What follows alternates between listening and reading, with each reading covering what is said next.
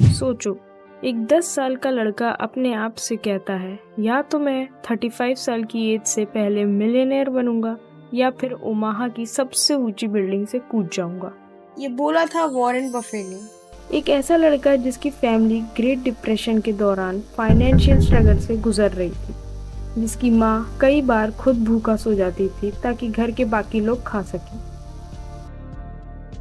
और शायद इसी वजह से वॉरेन ने बहुत जल्दी समझ लिया था कि पैसे सिर्फ कंफर्ट नहीं देते, पैसे फ्रीडम देते हैं। लेकिन जो बात वॉरेन बफे को दुनिया के बाकी बिलियनियर से अलग बनाती है वो ये है कि ना उन्होंने कोई रिवॉल्यूशनरी टेक्नोलॉजी इन्वेंट करी, ना कोई स्टार्टअप बनाया, ना ही उन्हें कोई फैमिली प्रॉपर्टी मिली।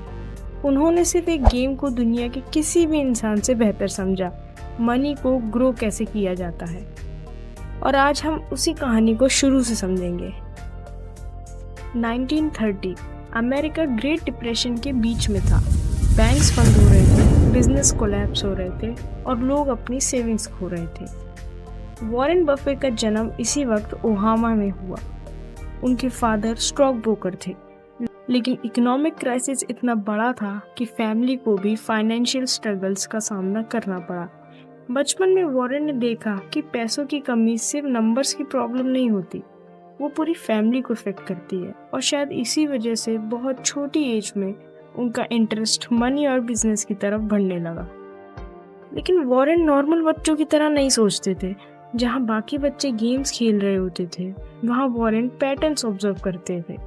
एक दिन उन्होंने देखा कि लोग वेंडिंग मशीन से कोल्ड ड्रिंक्स खरीद रहे हैं।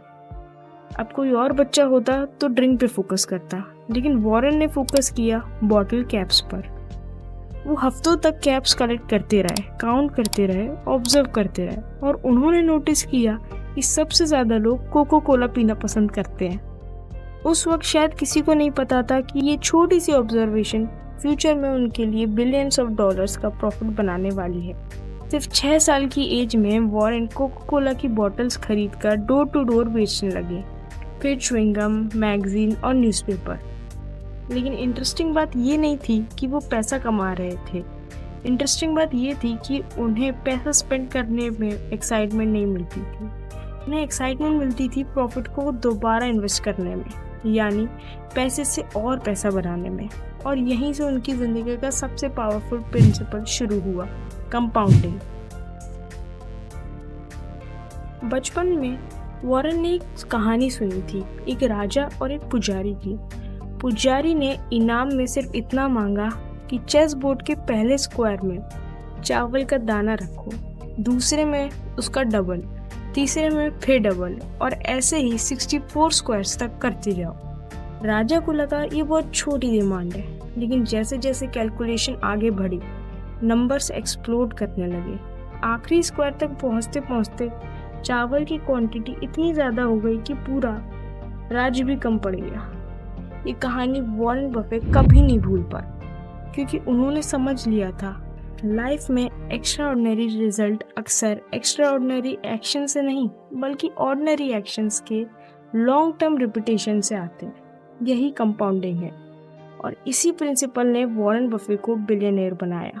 कॉलेज कंप्लीट करने के बाद वॉरेन ने हार्वर्ड बिजनेस स्कूल में अप्लाई किया, लेकिन इंटरव्यू के कुछ ही मिनट्स बाद उन्हें रिजेक्ट कर दिया गया।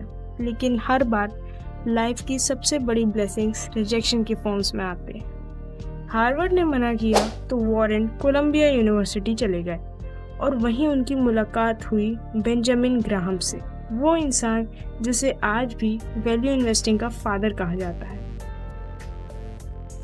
बेंजामिन ग्राहम ने वॉरेन को एक सिंपल लेसन दिया, प्राइस वो है जो तुम पे करते हो, वैल्यू वो है जो तुम्हें मिलती है। ये लाइन वॉरेन बफे की पूरी इन्वेस्टिंग फिलॉसफी की फाउंडेशन बन गई। 1960 तक वॉरेन ऑलरेडी सक्सेसफुल इन्वेस्टर बन चुके थे, लेकिन फिर उनकी लाइफ में चार्ली मंगर आए और चार्ली ने उनकी सोच बदल दी। पहले वॉरेन चीप कंपनीज खरीदते थे, चाहे बिजनेस एवरेज हो।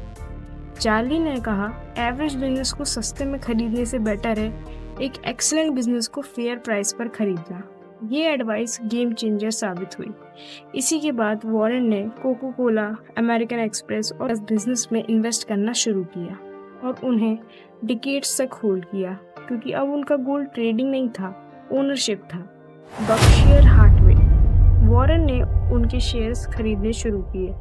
धीरे धीरे कंपनी का कंट्रोल उनके पास आ गया। अब ज़्यादा लोग टेक्सटाइल बिजनेस को बचाने की कोशिश करते हैं, लेकिन वॉरेन ने कुछ और ही सोचा। उन्होंने बर्कशायर को एक इन्वेस्टमेंट मशीन में कन्वर्ट कर दिया। इंश्योरेंस कंपनी खरीदी, उनके कैश फ्लो का यूज़ किया और उस कैश को और ग्रेट बिजनेसेस में इन्वेस्ट कर दिया। ये एक वेल्थ जनरेटिंग इंजन बन गया। जितना ज़्यादा पैसा उतना ज़्यादा इन्वेस्टमेंट, उतने ज़्यादा रिटर्न्स और फिर और ज़्यादा कैश। ये साइकिल सालों तक चलती रही। आज वॉरेन बफे की नेट वर्थ $100 बिलियन से भी ज़्यादा है, लेकिन उनकी सबसे बड़ी अचीवमेंट पैसा नहीं है। सबसे बड़ी अचीवमेंट ये है कि उन्होंने दुनिया को पेशेंस की वैल्यू समझाई। उन्होंने प्रूव किया कि सक्सेस का सीक्रेट शॉर्टकट्स में नहीं होता, कंसिस्टेंसी में होता है, कंपाउंडिंग में होता है और फोकस में होता है। आजकल लोग जल्दी अमीर बनना चाहते हैं। वॉरेन बफे ने बस थोड़ा सा बेहतर बनना चाहा और बहुत ज़्यादा देर तक उसी काम को करते रहे। आशा है कि ये कहानी ने आपको और मोटिवेट किया होगा मेहनत करने के लिए। बने रहिए हमारे साथ ऐसी और भी इंस्पिरेशनल कहानियों के लिए।